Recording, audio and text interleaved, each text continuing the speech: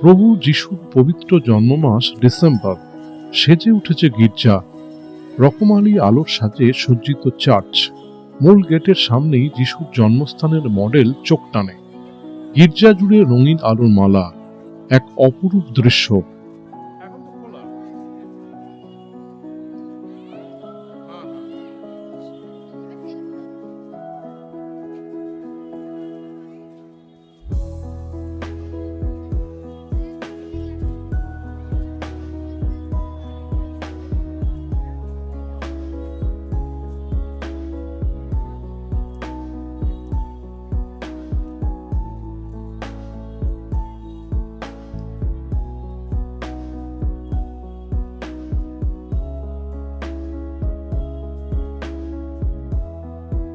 The basilica of the Holi রোজারি।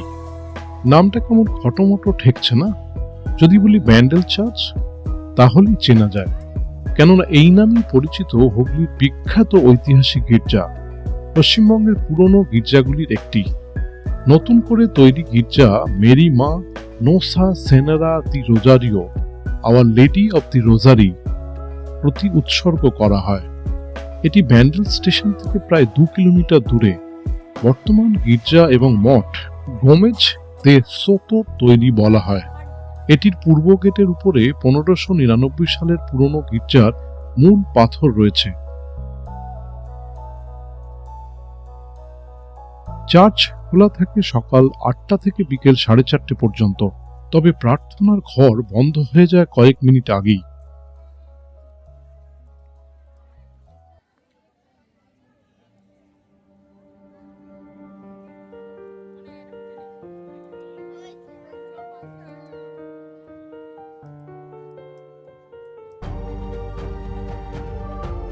বাইরের সৌন্দর্য ছিল অনন্য।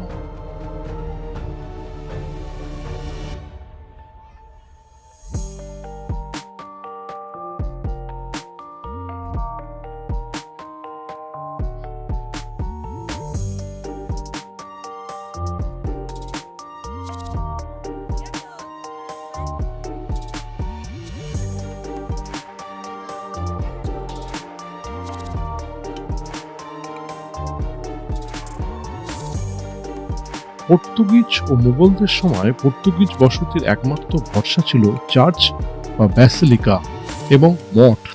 16শ শতাব্দীর মধ্যভাগ থেকে পর্তুগিজরা ব্যান্ডেল শহরকে বন্দর হিসেবে ব্যবহার করা শুরু করে। 1571 খ্রিস্টাব্দে তারা মুঘল সম্রাট আকবরের থেকে হুগলিতে একটি শহর নির্মাণের অনুমতি পায়। এখানে বসবাস শুরু করলে তাদের পাদ্রীরা স্থানীয়দের ধর্মান্তরিত করতে শুরু করেন।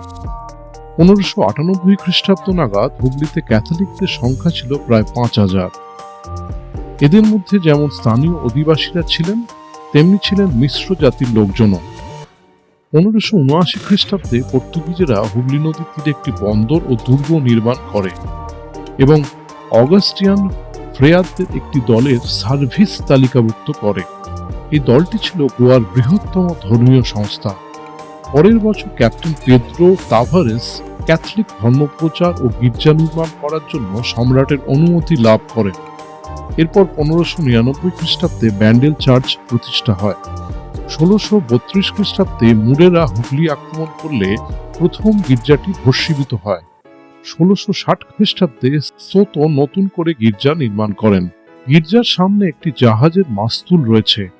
কথিত আছে বঙ্গোপসাগরে একটি পর্তুগিজ জাহাজ প্রবল ঝড়ের মুখে পড়লে মেরিমাতা জাহাজটিকে রক্ষা করেন। কৃতজ্ঞতা জানিয়ে জাহাজের কাপ্তান মাস্তুলটি গির্জায় দান করেন। সেটি এখনো সংরক্ষিত আছে।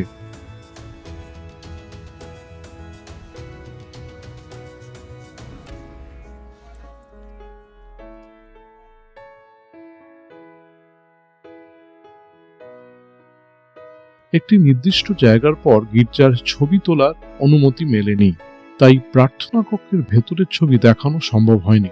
গির্জায় 3টি পূজাবেদী, সমাধি ক্ষেত্রে কয়েকটি সমাধি প্রস্তর, একটি পাইপ অর্গান ও মেরির একটি সিংহাসন রয়েছে।